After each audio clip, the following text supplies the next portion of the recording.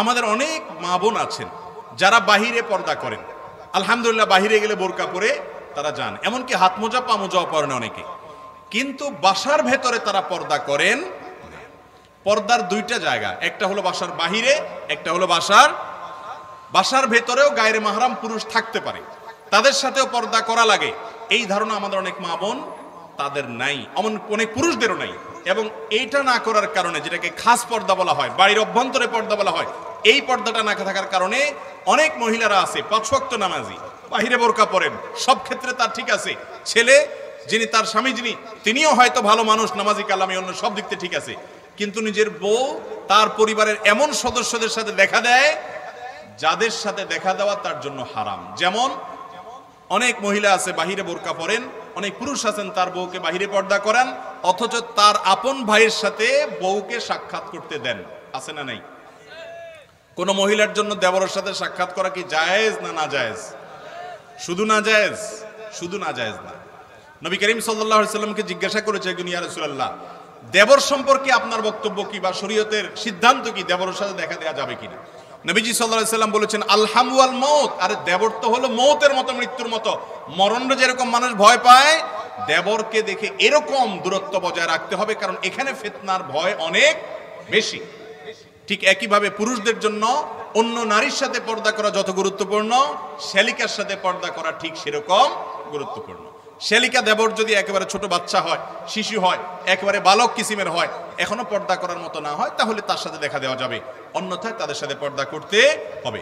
এবং এর পাশাপাশি বাসা বাড়িতে যাদের সাথে পর্দা করতে হবে তারা হলেন কোন মহিলা তার ননদের যে ছেলেরা আছে তারা যদি প্রাপ্তবয়স্ক হয়ে যায়, তাদের সাথে মামির পর্দার বিধান আছে।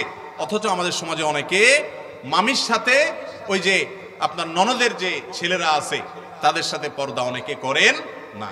ঠিক একইভাবে কোন নারী তার স্বামীর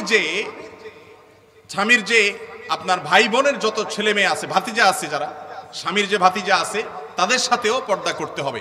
অনেক মহিলা আছেন যে তিনি চাচি, যেই ছেলের চাচি ওই ছেলের সাথে তিনি পর্দা করছেন না, মনে করেন চাচির সাথে পর্দা চলে না, অথচ চাচির সাথে পর্দা করা ফরজ, মামির সাথে পর্দা করা ফরজ।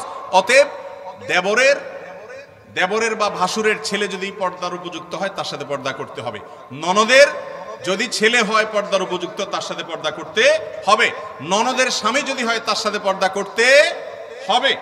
একইভাবে স্বামীর ভগ্নিপতি, তার সাথেও কি করতে হবে? পর্দা করতে হবে। বাসার অভ্যন্তরে বিশেষ করে পরিবারের মধ্যে এ ধরনের পর্দা করাটা অনেক টাফ, কিন্তু যৌথ ফ্যামিলিতে এরকম পর্দা করার জন্য দরকার সদিচ্ছা। অনেক মা বোনরা আছেন নিজেরা পর্দা করতে চান, পুরুষরা তাদেরকে বরং অসহায়তা করেন। অনেক মুরব্বীরা আছেন, দাড়ি পাকা মুরব্বী, 5 ওয়াক্ত নামাজ পড়েন, ওনার বৌমা তারই ছেলের সাথে দেবরের সাথে পর্দা করতে চায়, কিন্তু তিনি দেন না, বরং বাধা দেন, আছে না নাই? এই লোকগুলোর নাম হাদিসে কি দিছে জানেন? এদের নাম হাদিসে দিছে দায়ুস। হাদিসে কি নাম দিছে ভাই? আমাদের সমাজে অনেকে মনে করে মহিলাদেরকে দায়ুস বলা হয়, এটা ভুল ধারণা। হাদিসে আসছে আদ-দায়ুস আল্লাযী ইউকিরু ফি আহলিহি আল-খাবাস, যেই ব্যক্তি তার পরিবারের মহিলারা, পরিবারের লোকেরা পর্দার খেলাপ চড়ে, সে সেটা দেখে সেটাতে সন্তুষ্ট, তাহলে এই ব্যক্তি হলো দায়ুস। আর দায়ুস কখনো জান্নাতে যেতে পারে?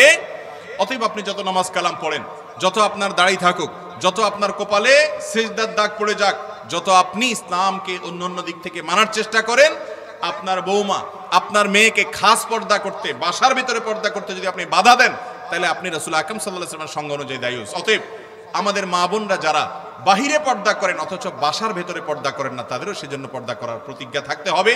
জয়েন্ট ফ্যামিলি যদি হয় তাহলে সেক্ষেত্রে আমরা ছোটবেলায় দেখেছি, বিশেষ করে এতদ অঞ্চলের একটা কালচার ছিল, সারা বাংলাদেশেই কম বেশ ছিল, যে পরপুরুষ যখন বাসায় ঢুকতো সেখানে যদি কোনো পরনারী থাকতো যার সাথে বিবাহ বন্ধনে আবদ্ধ হওয়া জায়েজ, তার সাথে পর্দা মানা আবশ্যক। সেই মহিলা থাকলে পুরুষ ঢুকার সময় গলা পরিষ্কার করতো, এমন ভাবে ঢুকতো, আওয়াজ দিয়ে ঢুকতো যাতে করে মহিলারা সেফ সাইডে চলে যায়।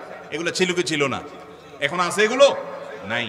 ঘরে ঘরে এর জন্য অশান্তি, ঘরে ঘরে অনাচার এবং অন্যায় কাজ চলছে। এজন্য মা বোনরা যারা বাহিরে বোরকা পরে চলেন, বাসার ভেতরে দেবরের সাথে, ভাসুরের সাথে, দেবরের ছেলে, ভাসুরের ছেলে, ননদের ছেলে এবং স্বামীর ভগ্নিপতি অর্থাৎ ননদের স্বামী, একইভাবে স্বামীর মামা, স্বামীর চাচা, এদের সবার সাথে পর্দা করা একজন নারীর জন্য ফরজ। কোনো নারীকে পর্দা করতে যদি তার স্বামী অসহায়তা করে যে না আমারই তো আত্মীয় স্বজন, আমারই তো আপন ভাই, কিসের পর্দা, তাহলে সেই পুরুষ হয় জাহেল আর না হলে কাট্টা ফাসিক, আল্লাহর বিধানকে অস্বীকারী। আল্লাহ তাআলা আমাদের সকলকে বাসার ভেতরে বাসার বাহিরে সব জায়গায় আল্লাহর এই গুরুত্বপূর্ণ ফরজ বিধানকে মেনে চলার তৌফিক দান করুন। সবাই চেষ্টা করবো তো ইনশাআল্লাহ। আমরা এখানে সবাই পুরুষ, আমরা নিয়ত করি আমাদের স্ত্রী, আমাদের কন্যা, আমাদের বোন, তাদেরকে আমরা পর্দার সাথে পরিচালিত করব, বাসার ভেতরে পর্দা করতে সহায়তা করব। যৌথ ফ্যামিলি যদি হয় পুরুষরা ঢুকতে আওয়াজ দিয়ে বের হবে, মহিলারা বের হতে ঘোমটা দিয়ে বের হবে, যাতে করে কারোর সাথে কারোর মুখোমুখি না হয় এবং পর্দার খেলাফ কোনো সাক্ষাৎ না হয়। আল্লাহ তাআলা আমাদের সকলকে এই ফরজ বিধানটা মেনে চলার তৌফিক দান করুন।